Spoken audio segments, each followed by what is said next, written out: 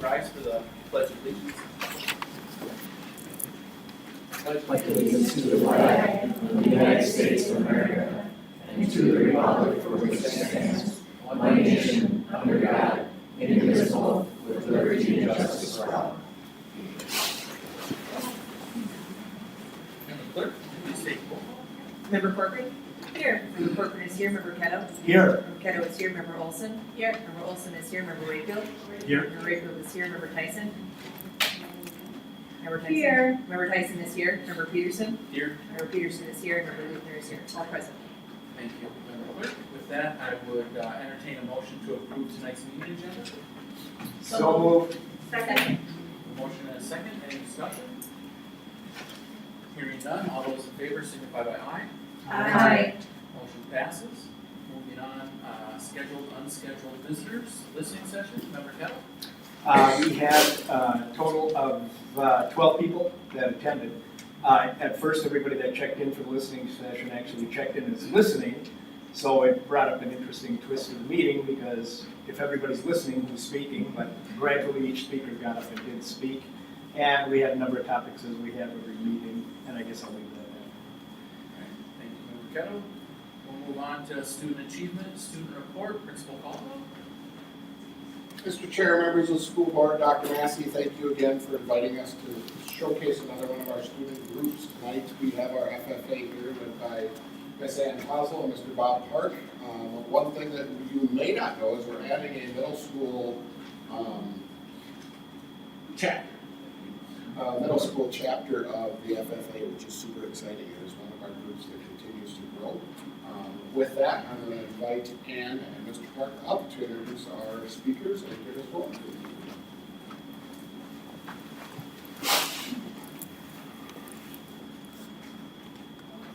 You get it, Claire. So fancy.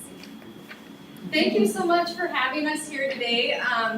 We're going to talk a little bit about our community involvement. As you know, this past year it's been difficult to be involved in the community, but we really take pride in our involvement in the community. And one of the changes that have happened for us in the last year is we received this ALDTS grant, which is a 4-year grant that has provided funding for every single student who takes an agriculture class to be an FFA member. Where in the past there was $12 dues that students would have to pay to be involved. So it's really opened up doors for students who maybe haven't been involved in the past. Maybe that $12 fee was a barrier to them, and so we're noticing a lot more opportunities for students. They are able to participate in all of our events, and that's really resulted in record attendance at our chapter activities. And our two officers who are here with us tonight, Jill and Hannah, are going to share a little bit more about what we've been up to. Let's see. There we go. Oh wait, Bob's first. My bad. Sorry, Bob. No problem. All right, so I'm here to talk about middle school. So I teach at both the high school and the middle school. And we are, like was said, we're expanding quite a bit. And with that expansion allows us to bring teams from the middle school as well as the high school, so that those middle school students aren't competing against the high school students for spots on the team. So it carries them a great opportunity to give it a try, see what it's like, and then be able to compound that, make it get better as they get into high school, and then hopefully open it up for them to check out the stuff. So the pictures up there are some of the big events that have happened so far, and we just expect to expand those and then give those students in the middle school a chance for some leadership roles as well in the middle school, so that they can get up to the high school and become officers as well. All right, you guys get a chance.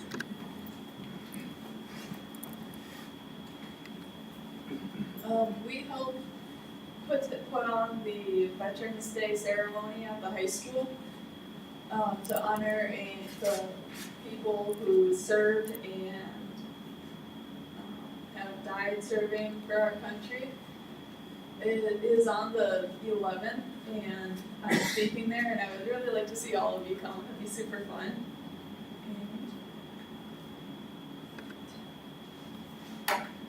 So Every year, the FFA does activities to grow leadership skills and help the community.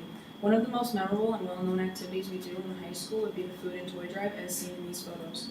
The FFA collaborates with student council at the high school to plan this fundraiser, where we collect both non-perishable food items and toys for children.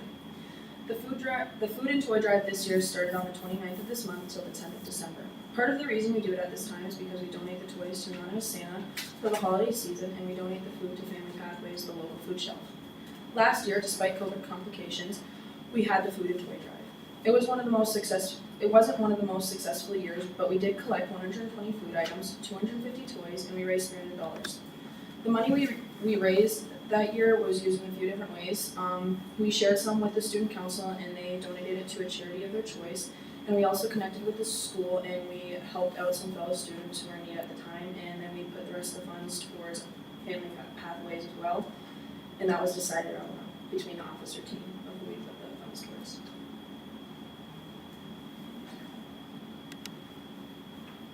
At the county fair, we partner with the Stillwater FFA to host the Children's Barnyard.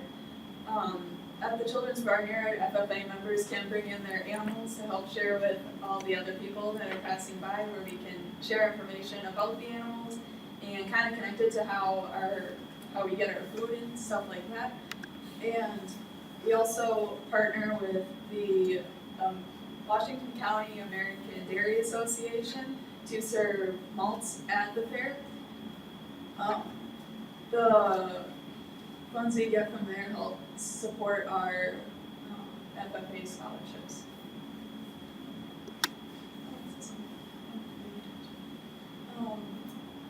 Mr. Pollock has gotten a grant to get a cistern and plant it in the ground, bury it, so it can collect rainwater. So we can.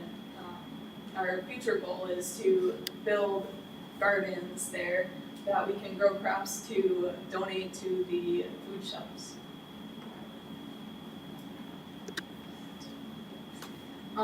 So last year during COVID, it was really hard to really connect with students, but I believe that FFA really did do our part in still connecting with students. The officers, we did have meetings every week just to try to plan, and we came up with the idea of doing online meetings, and we ended up having one of the biggest ones we did have. We had our Cocos and Crafts. We made grab bags, and we had students come at their convenience to the high school, and they picked up these grab bags, and then a little over a week later, we had them all log on, the members, officers, and advisors, and we all got on. We drank cocoa, we did crafts, and we did some bird feeders. It was all a lot of fun, and it was a lot of fun to have something during COVID with FFA, and where we got all our members, advisors, and officers all together.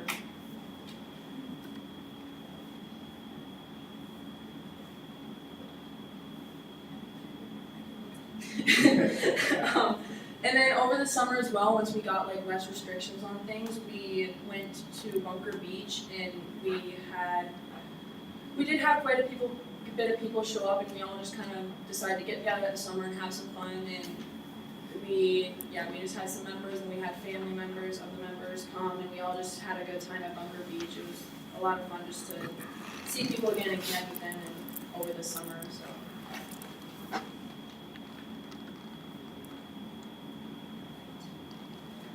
And then just last week we had our annual pumpkin carving. We had, I would say, around 50 members join. There was even, in this picture, we have a lot of students all in the classroom. We also had people in our middle room, so we ended up running out of room because we had such a high attendance. We had the pumpkins donated to us by a gentleman named Vince. He lives out in Hugo. He donated the pumpkins, and we had snacks there. It was the most people I think we've had in pumpkin carving in a long time, and I've done pumpkin carving for the past 3 years, and it was a lot of people, and it was a lot of fun.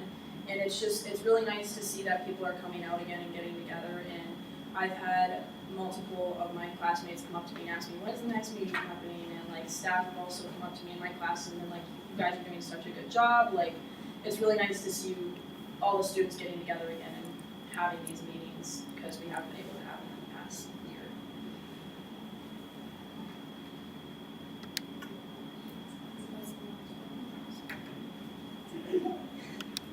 And then I just wanted to tell all you guys, I just wanted to say at this time, I would like to say thank you. We are very appreciative of your support, not only from our advisors, but from the clubs and staff at the high school, our community, and you, the school board, for all that you provide to make things like this possible. Thank you. Any questions you guys have? How many people are members out there on the FFA? So anybody who's in an FFA class is automatically a member since we got that grant, because we don't require people to come in and pay that due that we used to have. So anybody who's in an FFA class is automatically a member. And even if you're not in an FFA class, you're still welcome to come to the meetings. So, let me ask you, what do you think the biggest value FFA brings to you? To me, it has really helped with public speaking. You've done a great job. Yeah, thank you. 3 years ago, I would not have been able to step up in front of any group of people and talk like I've been able to. Like, we had our parents' night the other night, and I talked in front of all of them, and it was perfectly fine. Like, I am a little nervous right now, but I'm able to talk in front of you. It's also helped me develop some leadership skills. Like, I'm on sports teams, but the leadership that I have developed at FFA is just a different type of leadership than when you get from a sports team. And another thing that I really like to tell people is I've moved twice, and FFA has been the first club to come to me and be like, hey, come join, we're here, we want to teach you, we want you to come and hang out with us, come to our meetings, come have fun with us. Like, people think that's, oh, it's just farmers, but it's not. It's just a group of people, and we just want to have some fun and go and create these leadership development events that we go to, and go to the career development events, and just, it's just a really nice group of people. I had a very similar experience to that too, where I just moved here 2 years ago. This is my second year, and the FFA was the first people that really like welcomed me in. They made me feel like a family, that I belong here, and I have learned a lot from them, from being part of it. I've learned definitely the speaking skills. I could never have even tried like standing up here and speaking. Would not be any good at that. I wouldn't have no clue what to say.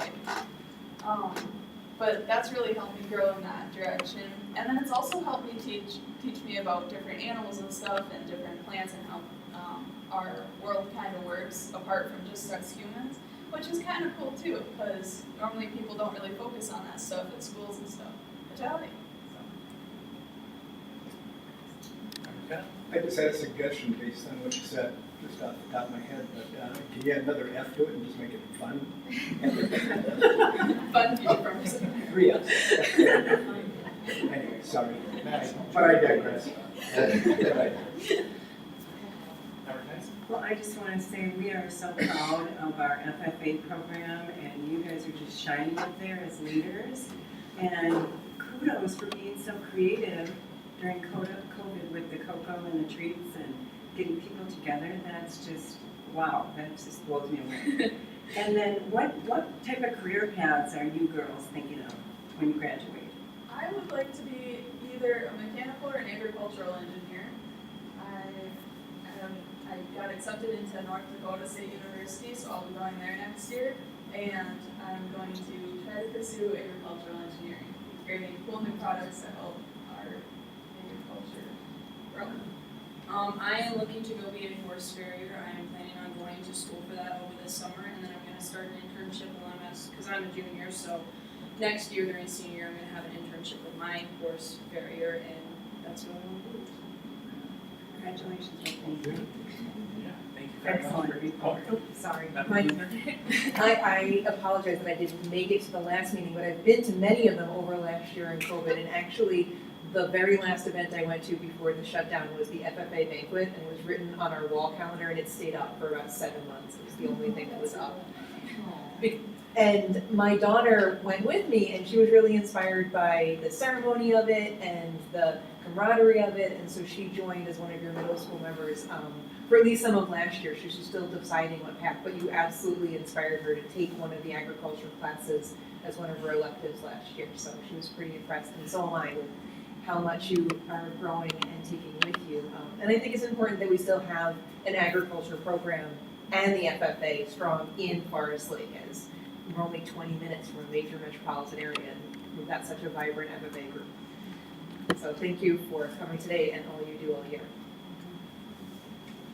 just gonna say, it's interesting, you wouldn't have even, like, when you first moved here, I mean, you would have no idea that this even existed, how it came to, and it opened your mind and your eyes to a passion that you didn't even know that you had. So as far as the school district, that we're able to offer that for students and get them to open their eyes to new ideas and different avenues for growth. I mean, you guys are shining examples of that. I mean, if you're gonna do it for your future, that's impressive. So thank you for coming and telling us and sharing your ideas and all your hard work. That's amazing. And, I mean, so when Jill asked how many members do you have now, do you guys have an idea of the numbers at all, or just curious? Our enrollment at the high school is around 600 students. So, and then there's more at the middle school. So it's really opened up a lot of doors for people. Historically, before the grant, when we had the fee that kind of inhibited people, we were probably closer to 70, 80 members. And so it's really allowed us to reach a lot more students. Wow, that's amazing. Well, congratulations and best of luck in your future. Thank you. Thank you very much.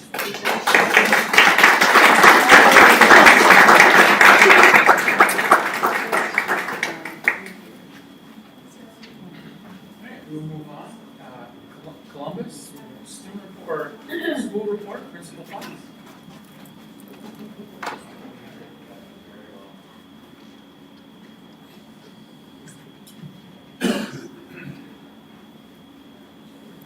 Good evening, Superintendent of Secretary of Schools, Dr. Steve Massey, and our awesome distinguished school board members. I want to take just a few moments tonight to highlight some of the positive happenings in literacy and the team that kind of helps make that happen at one of your elementary schools, Columbus. With the addition of our academic support specialist and our literacy coach in our building, we are now able to push ourselves for looking at data, to be able to make informed decisions that directly impact student learning at our school. Those positions require specialized training such as letters, knowledge of current dyslexia legislation, and cognitive coaching. So the first picture is our picture of our academic support specialist at Columbus. It's Brittany Jakubiak. She couldn't be here tonight because of a family engagement.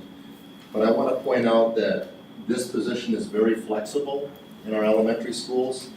It's a data-driven decision-making position where Brittany, Heidi, and the classroom teacher work collaboratively to push student learning to meet or exceed grade level standards. You can see some of the many hats that Brittany wears in our school building.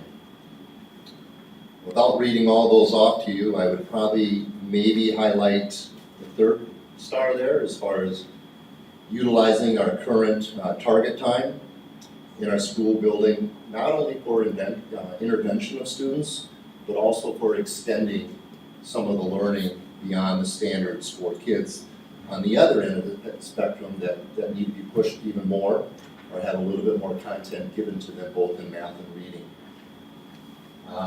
Other responsibilities are also listed there too, of the work that Brittany does in the school building.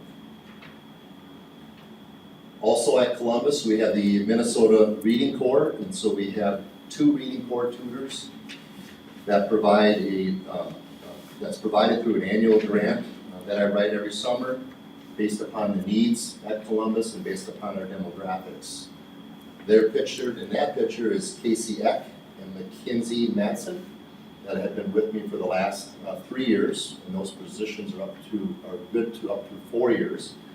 They provide daily one-on-one or paired interventions for students in grades K through 3 that are below benchmarks in reading according to our fall FAST data.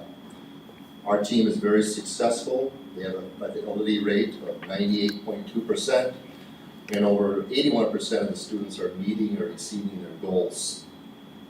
So the bullets that are on there are you can see the things that are getting done in reference to our Tier 2 literacy instruction in the school building. With me tonight is we have 4 literacy coaches in the school district, and Columbus is assigned a .5 literacy coach position. So Heidi Weberg is here tonight as a half-time employee at Columbus to tell you a little bit about the work that she does in collaboration with myself and in collaboration with Brittany Jakubiak.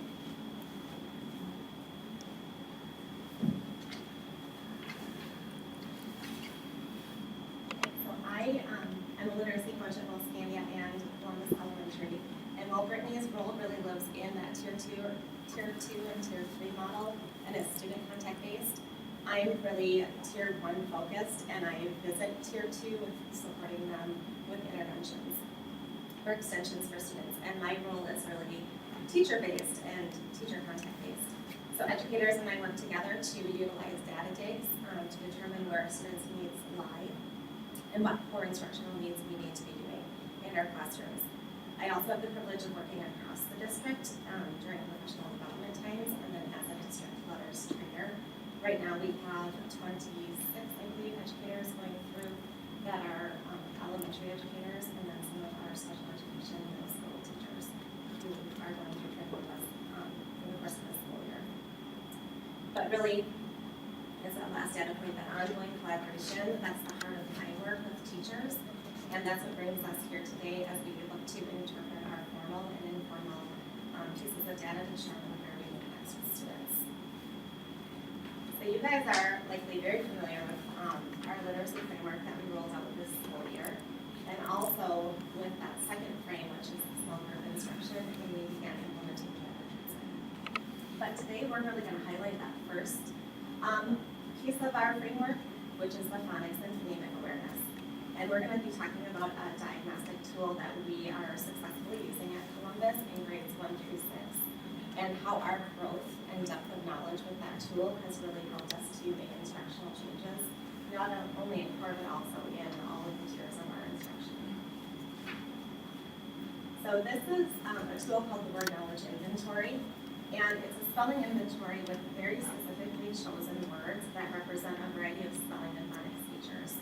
The inventory increases in difficulty as you go through, and it's used to inform teachers where to begin instruction with students in the areas of phonics and word study in the classroom.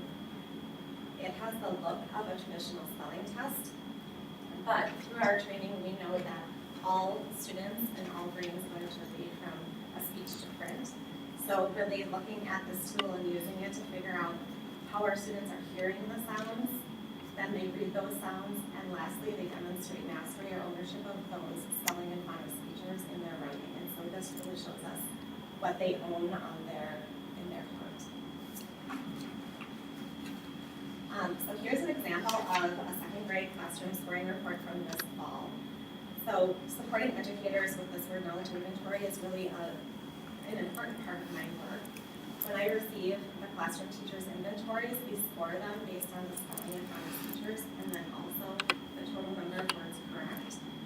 It's then put into a spreadsheet for teachers so that they have digital access to this information.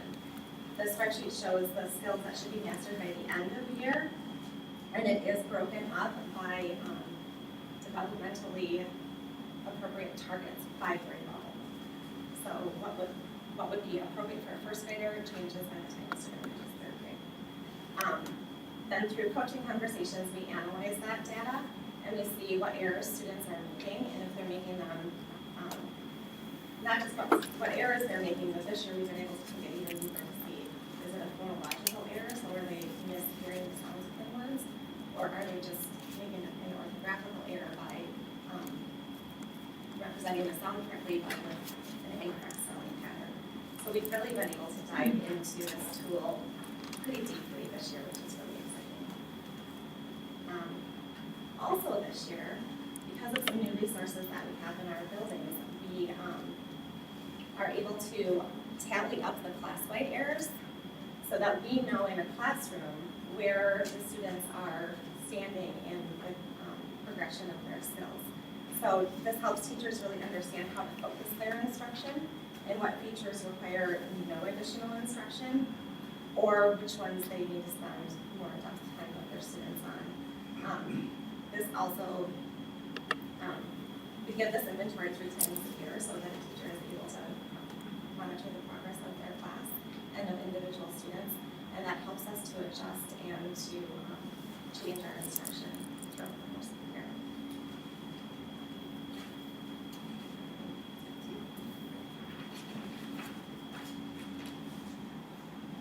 Well, that's a lot of outstanding work that's going on in reference to literacy, and it's very specific and it's very data driven. And so I thought I would take the opportunity to talk a little bit about the school principal's effect on students and schools when it comes to being an instructional leader at a school building. And so building and supporting a culture of teaching and learning. And so our work is always about educators that know their students' performance across the skills and standards and the concepts that are being taught in all content area, with a real special emphasis at Columbus there this year because of the data in the area of literacy. Instructional decisions are evidence and based on data that come across my table and that we meet on monthly at Columbus. We have detailed plans that are in place to support or extend learning for all school children in our building. Myself being able to attend professional learning communities meetings, attending PLCs, making sure my teachers are specifically answering 4 questions on Robert Dufour's work when it talks about what PLC work looks like. In a PLC, we want all students to learn, be able to do. What if students have already learned it? What's our response to that? How do we respond when some kids don't learn it? And then how do we extend the learning for students who are already proficient? I think that piece is important for us as well too. PLC meeting dates and times, a master schedule, and so, I mean, there's one going on every morning in my school building for the most part, and if there's 2, then I split my time evenly between the 2 PLC meetings and making sure that this sort of work is getting done instructionally and not talking about other things that can be done kind of at a grade level meeting. Understanding the use of data to support educators too. Principals having a real deep knowledge about the FAST data, about the MCA data is very important. Supporting formative and summative assessments to assess all the learners are a couple other things I wanted to point out as well. And then the last 3 things is just what I'm really looking forward to, or I've been doing a lot of, is just routinely visiting the classrooms during core instructional times. And so this year I've created something called Literacy Look Fors.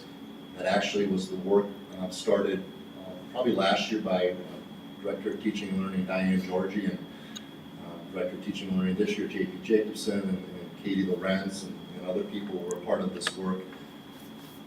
But if we were to click on maybe just kindergarten to give them an idea, when I go in and visit the classrooms at Columbus in kindergarten, I'll walk in there with a binder in hand and just either paper or pencil or also have it electronically.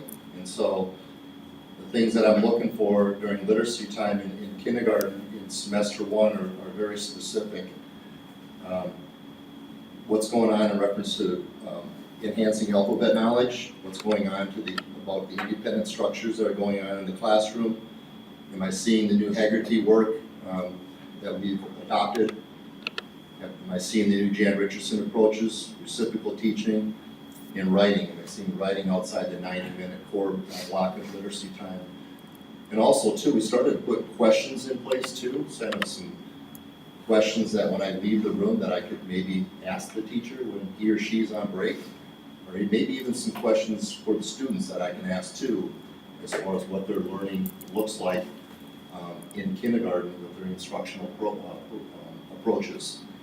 So we have all those, as Tim clicks back, I have all those tabbed from kindergarten, 1st grade, 2nd grade, 5th grade, and 6th grade. So I'll just be out in the hallway and just kind of get my mind set here a little bit before I walk into a 5th grade room in reference to core reading, and here are the look fors that I should see, because we're spending all this money on curriculum and PD time and stuff, and then we need to see the stuff in action.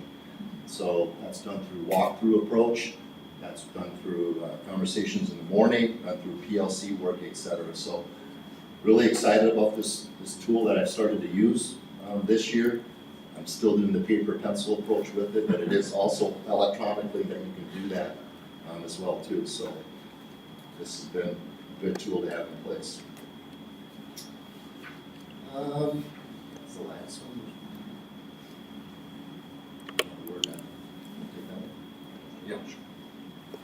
So really why we're here to celebrate the phonics and phonemic awareness is that this year we've really grown dramatically in how we've used that word knowledge inventory. To a couple of years ago, we had a few teachers using it about one time a year just for that fall check-in. And last year, we had a few more buying in, maybe using it twice a year. But this year at Columbus, every teacher in grades 1 through 6 have used that word knowledge inventory, and they're committed to doing it 3 times a year. And then in kindergarten, that word knowledge inventory that actually is more appropriate, so we're working with Kay to figure out what would be an appropriate tool for them to use starting in the winter. But it's really exciting that we have everybody using this tool and changing their instructional approaches based on the data that they're collecting specific to their classroom and specific to the children in their classrooms. Do you have any questions for us? Yeah, thanks for the presentation. Do you feel like the 0.5 is enough for a school? I mean, what are we thinking about? I mean, because you're partnering with teachers and thoughts? So I have a schedule that I set up in the beginning of the school year, and I haven't been able to follow it yet because I have so much outreach from both of my buildings. So I'm doing a lot of traveling between buildings, and it's been really busy. I definitely could be kept full-time at both buildings. Yeah. So as a board, what do you think we should be thinking about as far as that kind of thinking? What we should be looking at? I mean, it would be great to have a literacy coach at each building. And I think that there's enough work for us to do into beginning educators that we would be still probably overwhelmed with the amount of work that we have going on. Thank you. I was going to bail Heidi out for the question. But I would have answered it in the same way. I think full-time people, the continuity of the building, the student needs that become just ingrained because you're there every day. Some buildings are bigger than others. Wyoming's over 500, and Neil's at almost 400. So proportional to student enrollment. Academic support, as Neil pointed out, is not quite full-time in all buildings, but almost. They're vital. We have math coaches as well. These are vital people that help the instructional support mechanism around the critical work that is absolutely vital.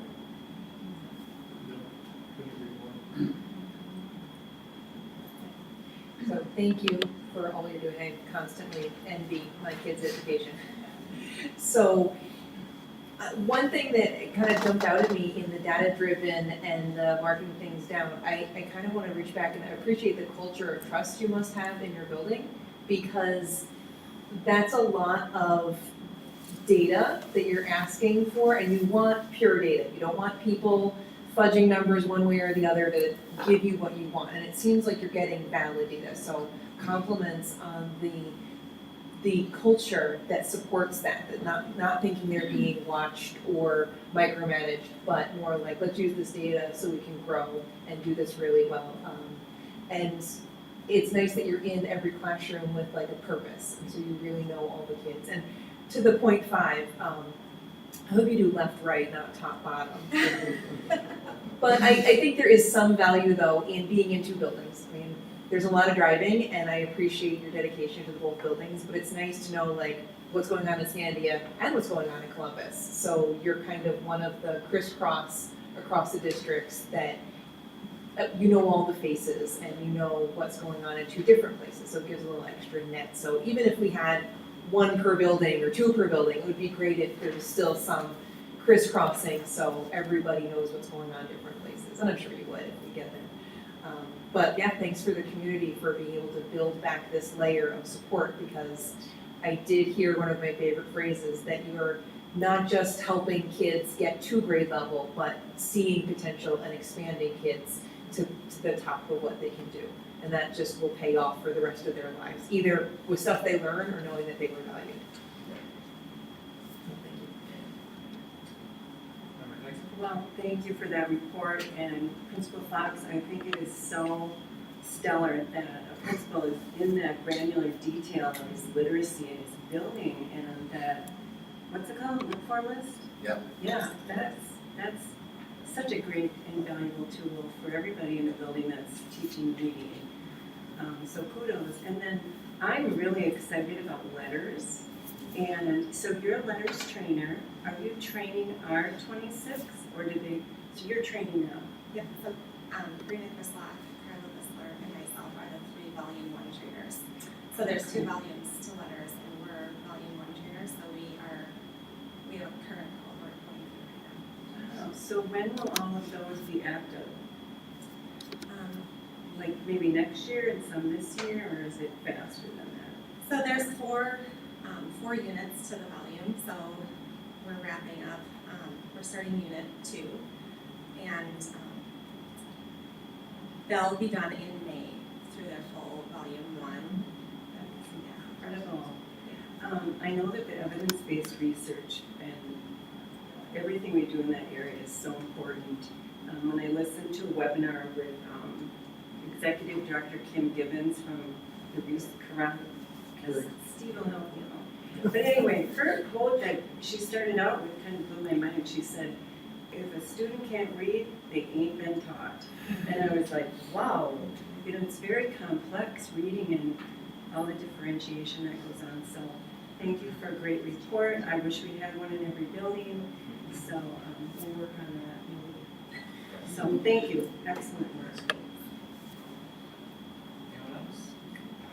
All right, thank you both. Thank you. Thank you so much. We will move on to positive happenings. Does anybody have anything they'd like to share? Member Kelly? Well, I got a few things. Number one, unfortunately, the FFA has left the room, but I wanted to compliment them because they just put out their orders for Christmas for poinsettias, etc. And last year I ordered a poinsettia and it was one of the best ones we've ever had. So I did get a chance to order, and I actually got one of my kids to participate as well. So kudos to them for that, and they'll be picked up sometime in December. I also signed up to be a potential speaker for Career Day, Career Exploration Day at the high school. On Thursday, November 18th from 8:39 to 9:23, I'm going to be presenting my old career, which was field marketing for food service. So I'll be presenting that on that day. And last but not least, I just want to recognize Bob Moorhead's wake and funeral. We had the chance, a number of us had a chance to attend. As you know, Karen was on the board for a long time and has been a valuable member of the community, and she's a really good friend, as was Bob of ours. So I had a chance to do this. And that concludes my report. Oh, I had one more thing, sorry. I forgot one of the best. It's a personal thing, but my son and my daughter-in-law, my son Kevin and daughter-in-law, are expecting their 2nd child and our 6th grandchild. It was actually due November 2nd, so if I can borrow a sports analogy, she has gone into overtime as of now. So we're waiting patiently. And that Well, Gail and I and Robin attended the girls volleyball game last night at the high school. It was so much fun. They were such a great team, and they won they won their match, 3 games, and they continue on playing Saturday in Cambridge. The next step in section finals. Yeah, they were just. It was amazing. It's amazing how they are on the floor just getting all those really. It was just impressive. I was tired. Well, after I watched them, I was tired.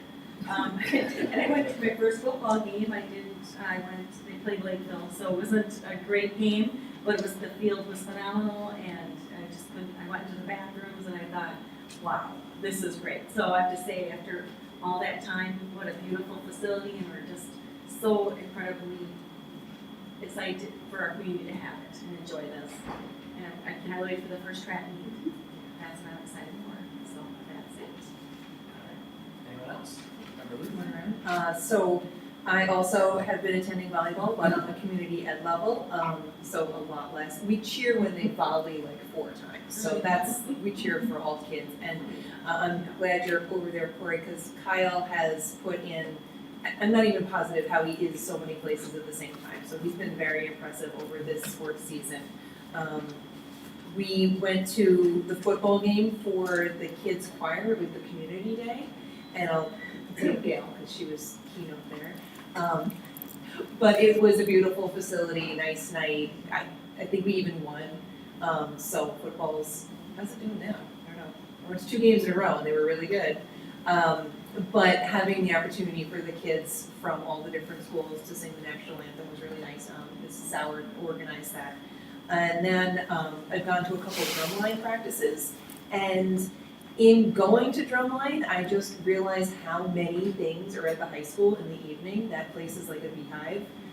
There was one evening they were doing all the pictures for hockey, and I think the universe. There's so many hockey players there. So it's just, I think our buildings are being used from 6 a.m. to I don't even know when they close it. It's very impressive. And then finally, I did some Halloween activities around the community, including the Linwood Forest Walk. So having that resource that we could just use as a community, and the teachers were out, and it was a really nice, everybody, I saw so many different ages, they brought in an owl, but it was a great older kid activity for Halloween. So, and that concludes my report. I just have something, I don't have much, but you mentioned drumline, and last weekend I went to see at the Turf Club Ska-Halloween, where the 4 ska bands, and my son was in the headliner band playing drums, and unfortunately he didn't play till 11:30 to 12:30, so it was a little hard on me, but he learned how to play that trap set, even drumline, learned how to understand music. It was just an incredible for both he and my daughter in drumline like that. So I just wanted to, it just made me think, and it's just a really positive happening to see how, something that starts small, a little activity in high school can turn into something like headlining Ska-Halloween. Anyway, that's all. Good.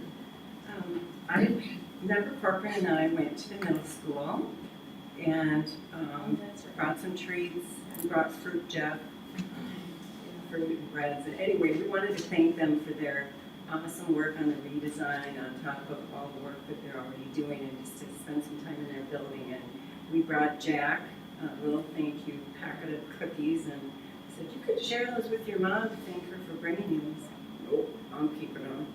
So it was fun. We got to visit with a couple of teachers and drop off treats, and that was very nice. Just to add on a little bit with community night, that was so much going on. It was Tackle Cancer Night. It was senior night.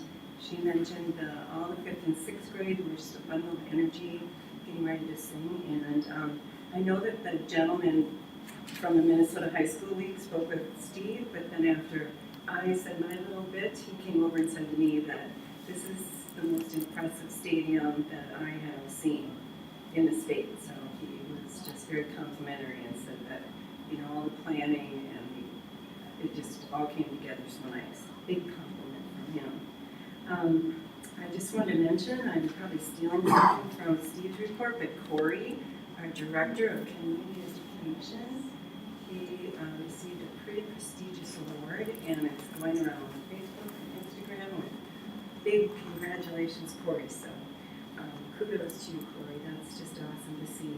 And there's also a building community meeting coming up, and that's next week, and I'm looking forward to going to that. The musical is going on at the high school, and Turkey Bingo is this week, so excited to see all these things going on. So that concludes my report. Thank you, Member Tyson. I had the opportunity, myself and Dr. Massey, went to the bus garage one morning and recognized our bus drivers, which was great, thanking them for all the hard work they do. And we had a great time interacting with them. And then I also grilled for the middle school teachers. The PTA put on a dinner for the conferences, and I ran the grill, and we did burgers and brats, and it was a lot of fun interacting with all those folks. So, yeah. Then we will move on to the reports, workshops and conferences. Anyone? Hearing none, we'll go to 916, Member Kettle. The board meeting for 9/16, for Northeast Metro 9/16 was held last night on Wednesday, November 3rd. I unfortunately was unable to attend. However, I went through the agenda and looked at it. There was one action item on the agenda, which was approval of a contract with Java Enterprises for a 2,800 square foot warehouse to house miscellaneous items that they currently have in many different places, spread out all over. They currently pay $1,920 per month for all the spaces they utilize, and the new warehouse would cost about $1,560 plus CAM fees of $500 to $600, which is basically a budget neutral if you look at it that way. Other topics included delegates to the NSBA annual conference in San Diego and a federal fund report, as well as the Joint Powers Agreement, which is on our current agenda at 8.6 on action items. And that concludes Northeast Metro. We'll move to buildings and grounds. Member Porter. We've had a lot to talk about. We talked about the current construction projects, the preliminary property tax levy payable 2022, the arena construction project. That is quite a bit going on there. Talking about the bubble, putting hard sides on.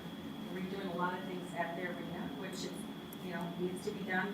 It's such an amazing project that they took on as a school district. Talked about all the different roofing projects. It's amazing how the calendar just fills up with all the different projects for roofs. And then, of course, maintenance items. Talked about the athletic fields, the CLC Learning Center, roofing, paving, and that's it. So it's a lot to talk about. Yeah, I just wanted to add one thing. I was in the meeting as well, and in the meeting we discussed that there was a possibility we'd actually be moving into the CLC by Monday, October 25th. I don't know if we did, but did we move into the CLC? We did. Yep. Okay. And we're still punch list items, and we're still working our way in there. We're in transition. Cool. Awesome. Yeah, that was great. That was great. How's it going, Shelley? It's exciting. You know, we didn't mention it, but we also had two student representatives during the call, Jacqueline and Andrew, and both of them contributed very, very well. So shout out to those two students for their contributions to the community. It was great.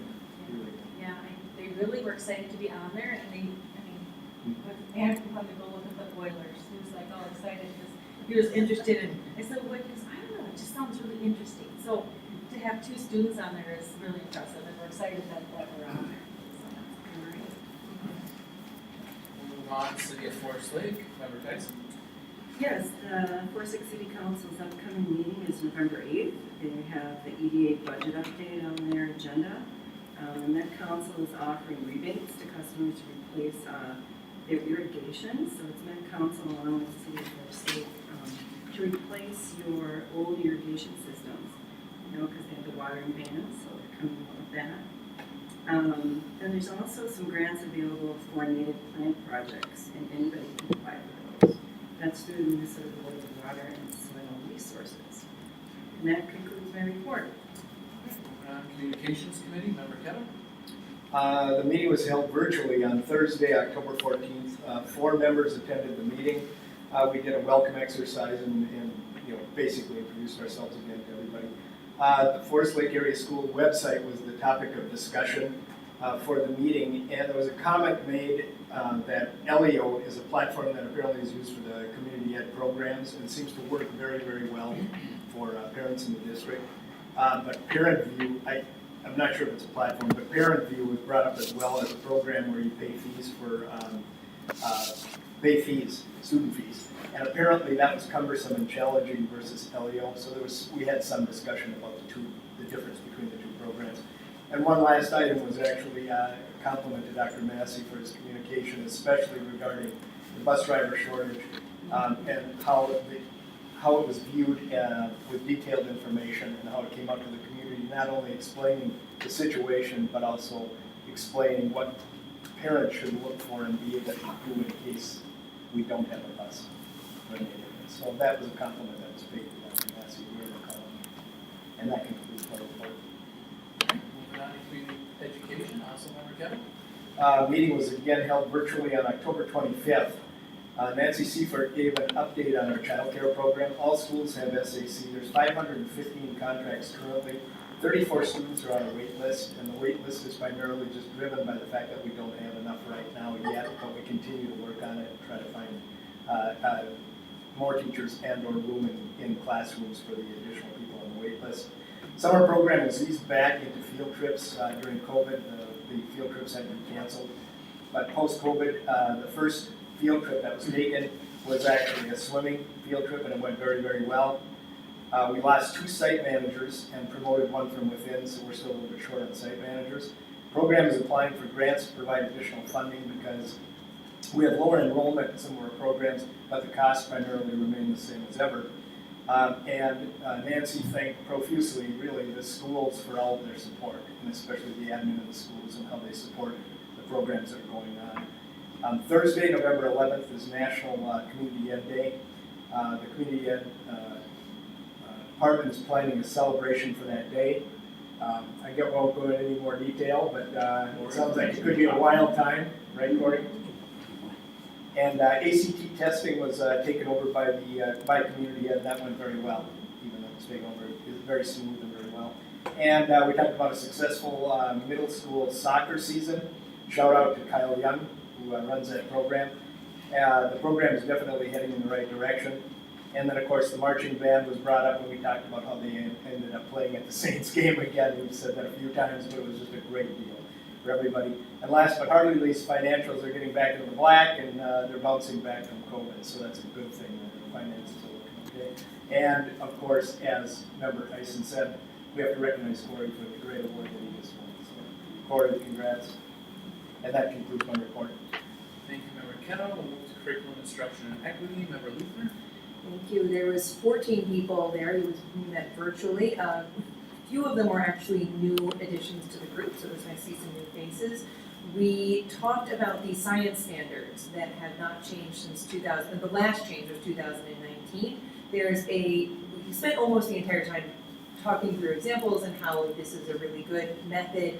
The biggest thing is that I wrote down is that it's relatable and it's using things in the kids' own worlds and driving questions, and then having those questions be scientific constructs. So leading them down well, what about this puddle, or what about this ice, or what about this, and have them, instead of say, this is the concept of evaporation, it's more like, well, what do we see out there? What do you think's happening? And so having different links connected in their world that they can use science and see how it just is around them. So that's a shift that's happening, and we also went over what else is happening in the month, the anti-bullying and school safety. So it's a very informative group that I'm sure we'll end up having a more detailed presentation of in the future. That concludes the report. Right, equity in our schools. Member Rayfield. Yeah, thank you. I think our dedication to equity means that not only do we have programs that make kids feel like they have a home in Forest Lake schools, but that also they have the access to those programs, and they have the ability to get to them, and the resources we provide, they can actually use them. And so the report tonight is that with the assistance of the district's transportation department, today marks the first night of activity bus routes. Activity buses will run on Thursday evenings, providing students with the opportunity to seek additional support from teachers, participate in one of several student equity or affinity related groups. Club advisors, on behalf of many of the student members, advocated for the opportunity to provide routes for students interested in participating but in need of transportation to do so. This year, there are 10 student equity affinity related groups spread amongst the community schools, middle school, and high school. The groups range from the longest running group, the Hmong and Asian Culture Club, to a brand new BIPOC minority and students of color leaders group at the middle school. Affinity and equity groups help support Objective 3.2 from the 2020 strategic plan. Identify and develop consistent and regular activities to make all students feel welcome at all grade levels. Groups and advisors are supported through the Forest Lake Area Schools Achievement and Integration Plan and Budget. So that's all good news.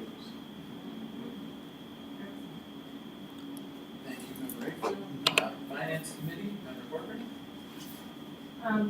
We reviewed their property tax levy payable 2022, and we looked at the fiscal year 21 audit status. They're all complete as of the end of October, so we should be hearing from Larry. The finance presentation should be either November 18th or December 16th. Come to the full board approval either December or January with the audit status. Talked about the budget, the enrollment again of 76 students and budgeted for 100 student loss. Of course, we do have that budget adjustment on our agenda tonight. And also we talked about the Esr Funds, and just to elaborate a little bit, those Esr Funds are so important in our district, and they are used for teaching, for staff, custodian, cleaning, supplies, technology, and learning recovery activities, which we know is very necessary due to all the issues with COVID and learning loss. We also are going to be talking about the school bus purchasing. That's also on our agenda tonight. And that concludes my report. Thank you, Member Corcoran. We'll move to the Policy Committee, Member Luther. Thank you. So the policy committee also met virtually. I did not write down how many people there were, but 12 or 13. We end up having more people online than we do in person. We went through the policies that are in the first reading tonight, later in the packet. And so the one that had the most discussion was the IT policy, where the district has to walk a very fine line between inside the school activity and outside of the school activity. And there's quite a few legal cases that are exploring where a school needs to step in and where a school is not allowed to step in. So we had some discussions on that point. Our policy is still taking a lot of model language, and most of what is expressed to the students is done by faculty and staff and expectations. It is not just written in black and white, because our policy needs to last longer than just the newest craze and whatever app might be popular this year. So we're not super specific in the policy. The other thing that was in the discussion status is the addition of a student member named to be decided at some point, person who would be with the board. Seeing the FFA and the variety of student leaders that have already spoken with us through other reports, there's definitely interest in leadership at the high school level. So working through this to try and get a really good policy to present sometime in the near future. So that concludes the policy report. Staff welfare, we discussed the aquatics program, some upcoming housing developments and the impact that would have on us as a district, and then also a process for several position replacements that we have folks retiring for this year. We'll move on to the superintendent's report, Dr. Massey.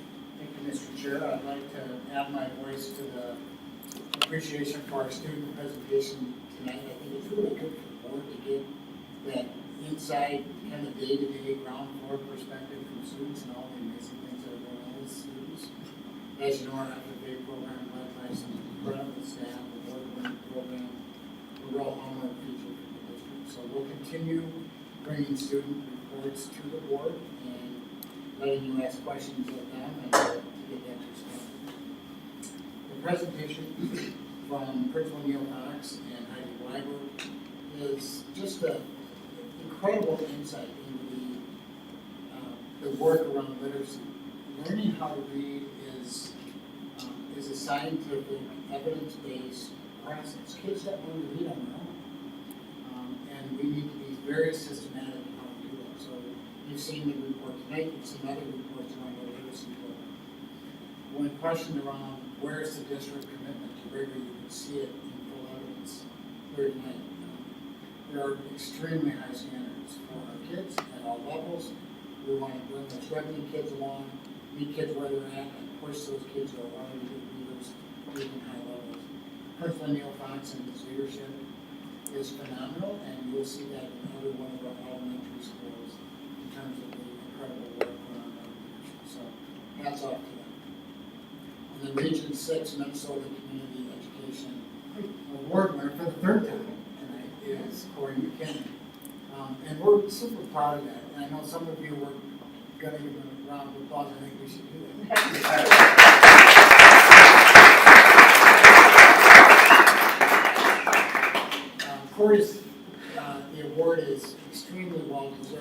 for many reasons, but not the least of which is leading our community ed program through a pandemic. We didn't shut down and wait for things to get better. We elevated expectations of programming. And really were kind of a lifeline to people through a shutdown period, offering virtual programming. Some things just continued along. And that was just a bold leadership moved by Corey and his team. So extremely well deserved, and we're super proud to celebrate that along with Corey. Let's talk COVID for just a little bit. I think we'd be remiss after a year and a half to skip our wonderful topic of COVID. We had 14 cases last week in the secondary, 15 cases at the elementary. COVID hasn't gone away. You might argue or consider that cases could be far worse. I would agree. But any case is a concern. Our illness rates at the elementary have settled down some. We know that we had an elevation of cases at Columbus last week. Cases are settling down. Illness rates are settling down there. We expect that kids will be back to masks recommended next week at Columbus. We're masking this week due to elevated illness rates. State COVID cases, if you track that, are continuing to remain relatively high. And the test positivity rate has gone up in the last week, so we're still in it.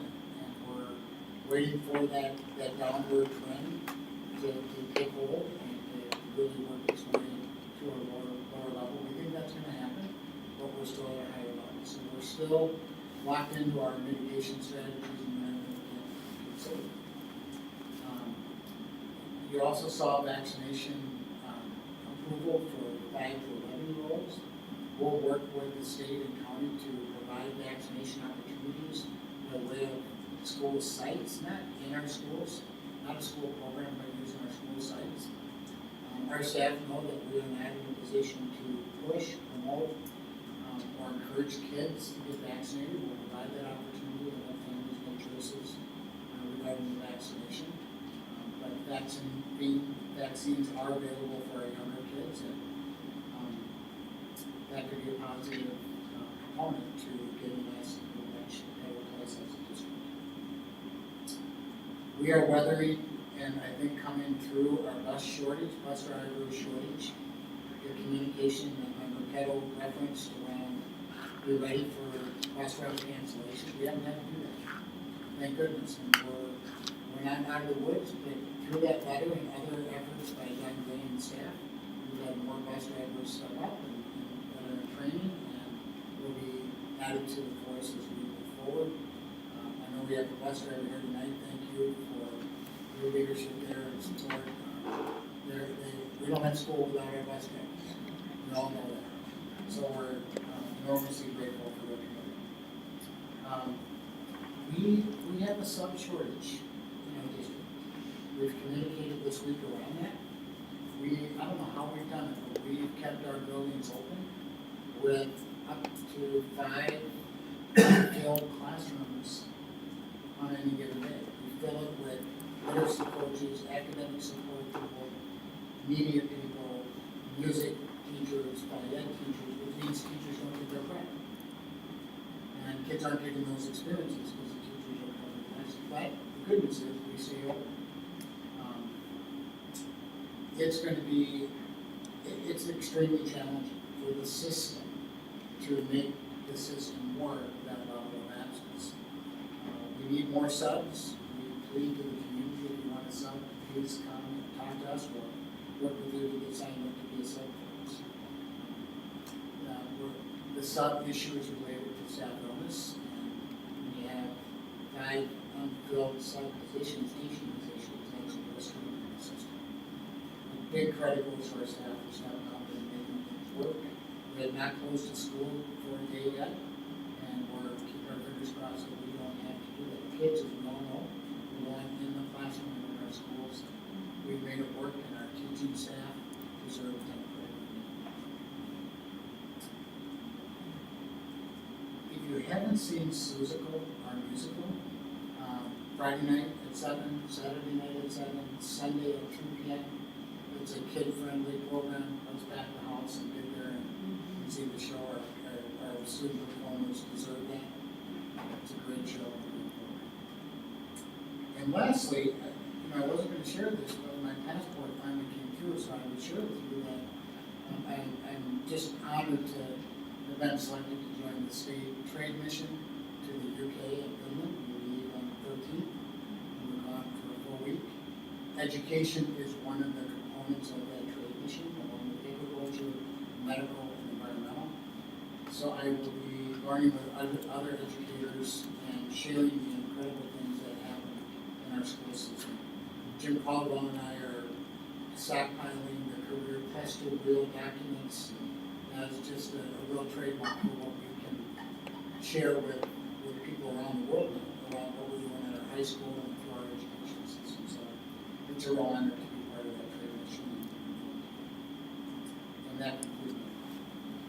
Dr. Massey, we'll move on to, does anybody have any questions for Dr. Massey? I guess I'll skip that part.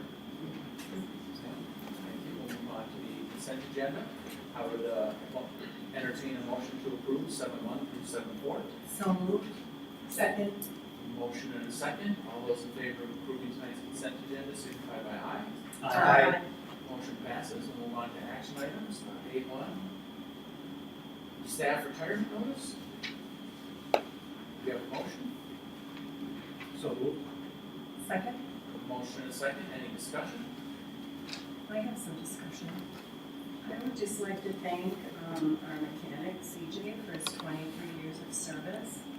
I know when I started on the board, I toured the bus garage and the area where the mechanics work, and it was not pretty. It was very appalling, and I think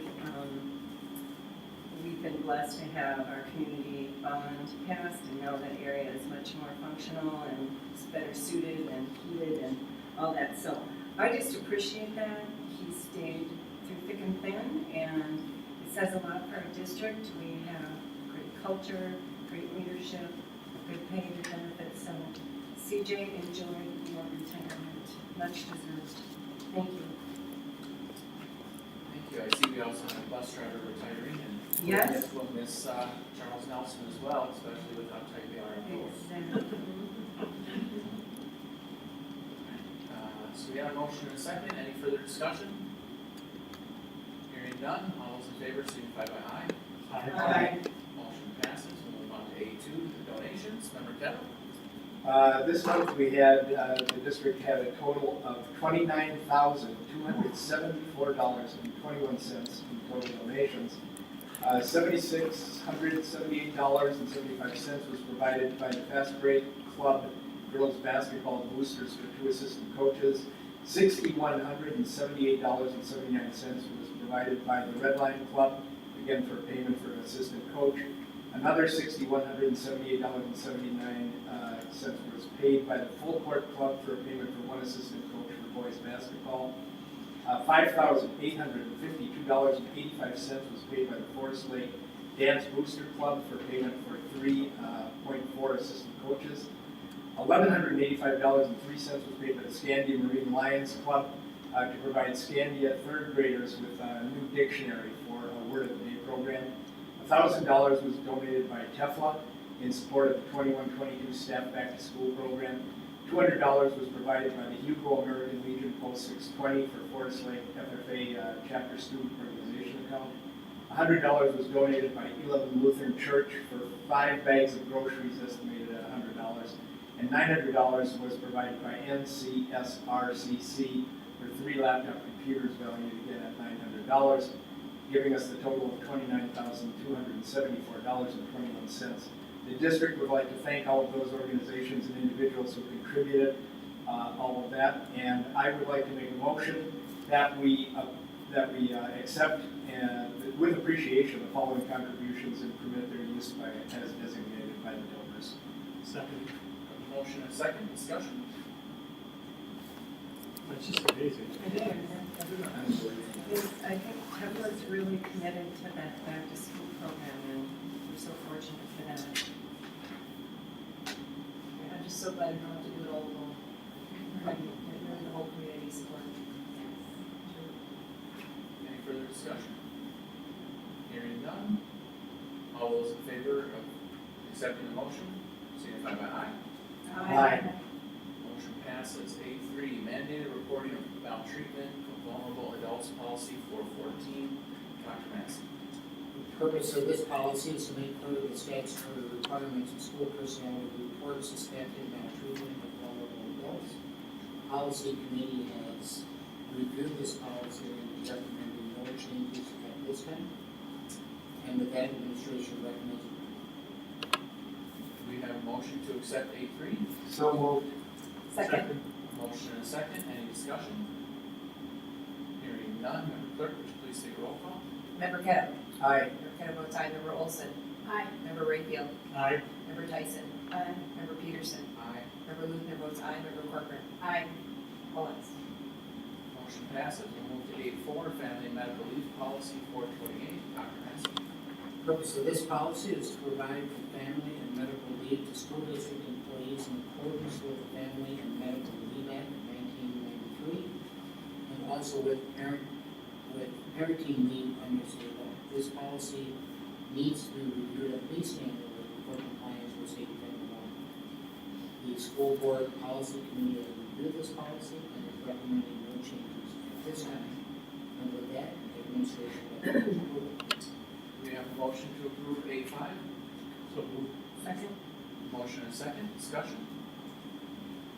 Hearing none. Member Clerk, would you please take roll call? Member Olson. Aye.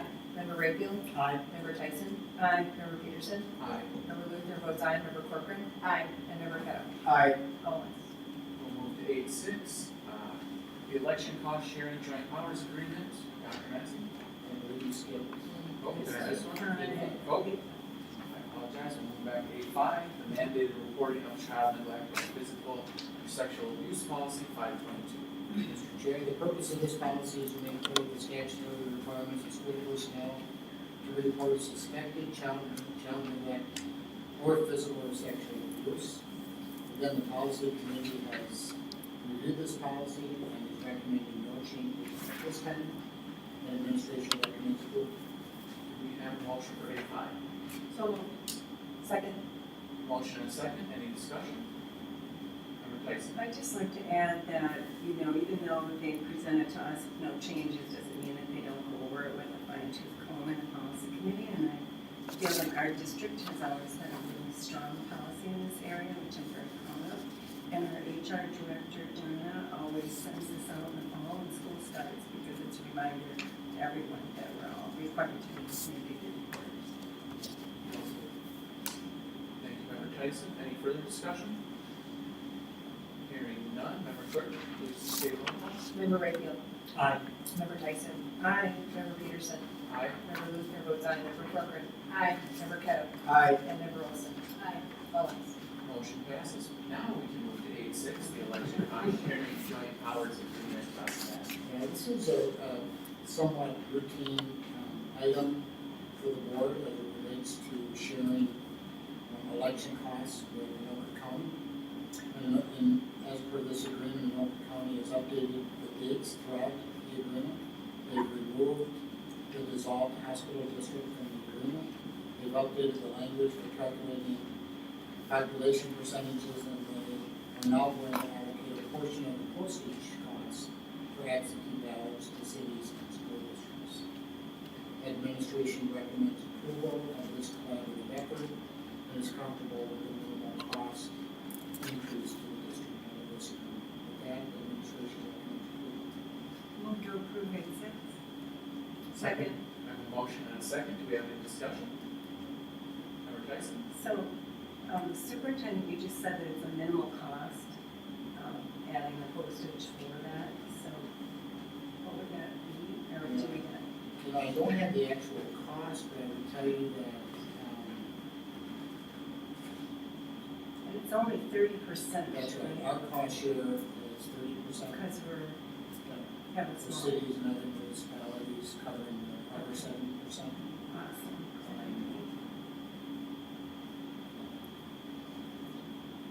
Yeah, I would just like to say, how this has really worked out great, by partnering with the counties on these elections. It's made a world of difference for how just to be very consistently run and getting us out of the business to a great deal of kind of managing those elections, which we used to do. So I'm always excited when I see one of these agreements because it's just a great deal for us.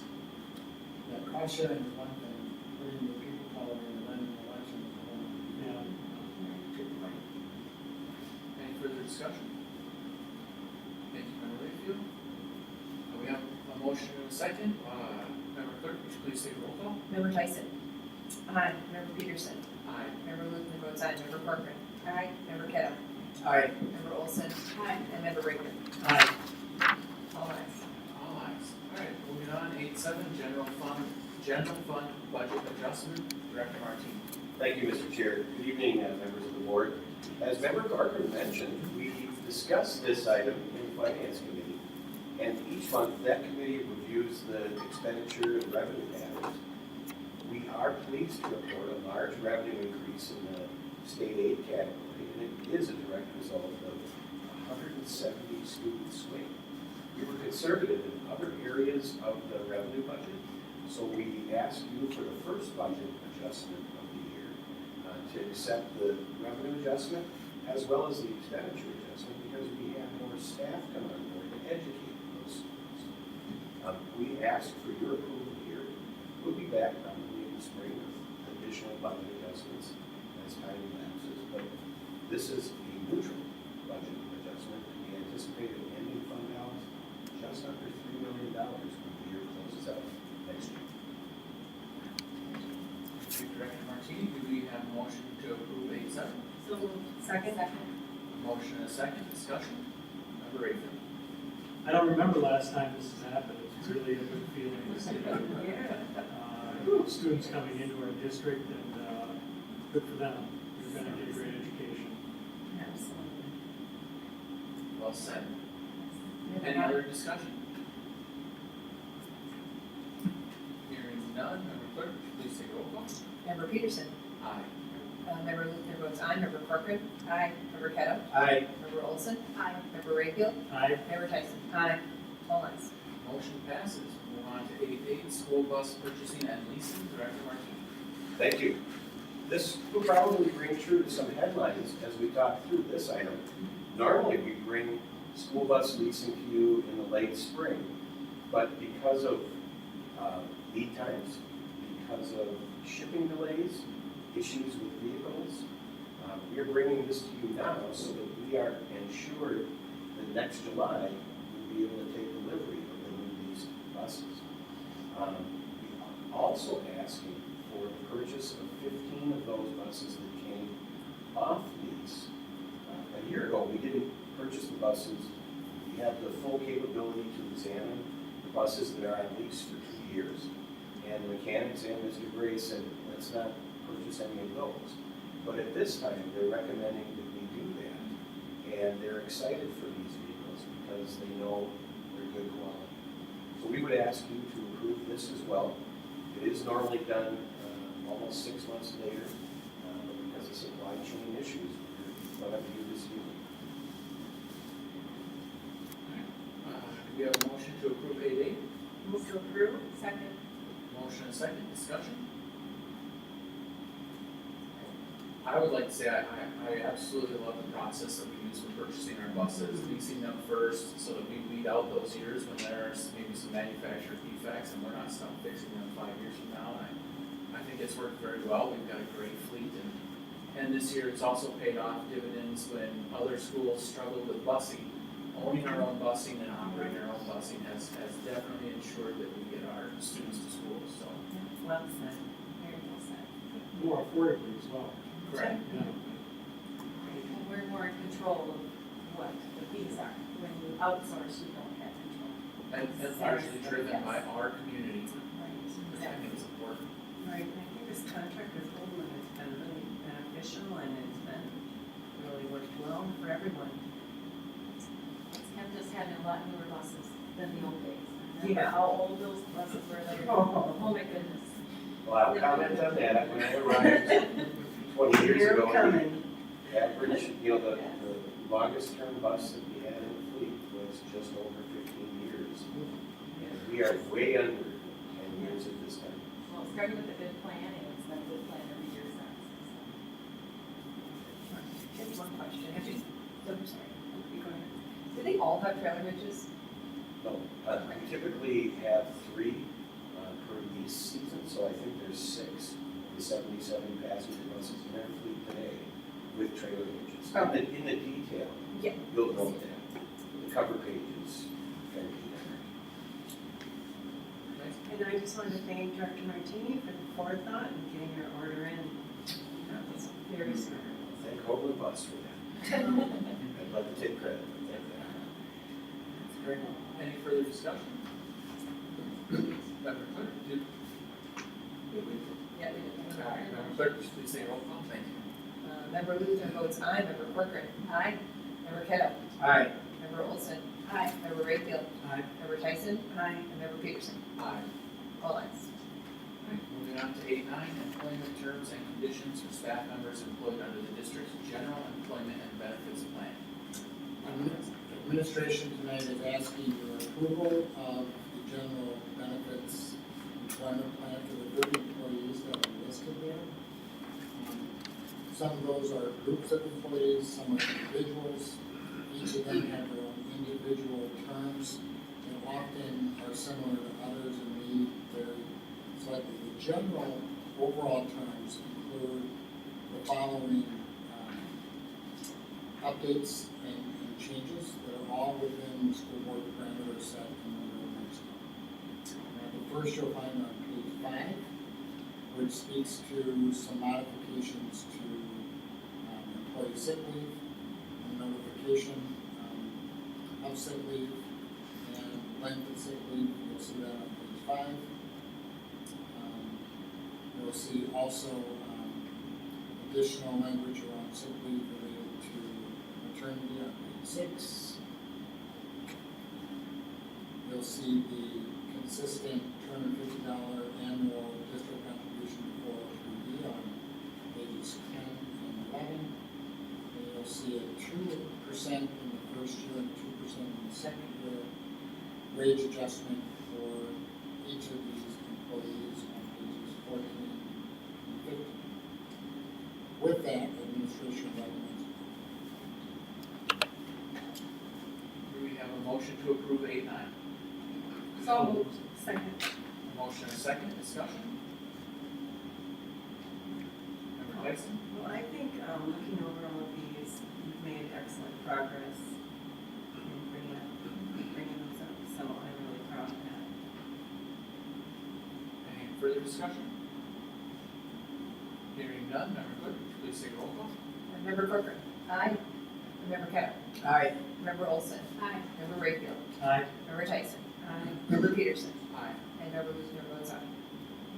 We'll move on to new business. 9-1, the first reading, Title 9, Sex Non-Discrimination Policy, Grievance Procedure and Process Policy 510.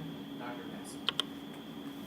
The school district, as stated in this policy, does not discriminate on the basis of sex in its education programs or activities, and it is required by Title IX of the Education Amendment Act of 1972 and its implementing regulations not to discriminate in such a manner.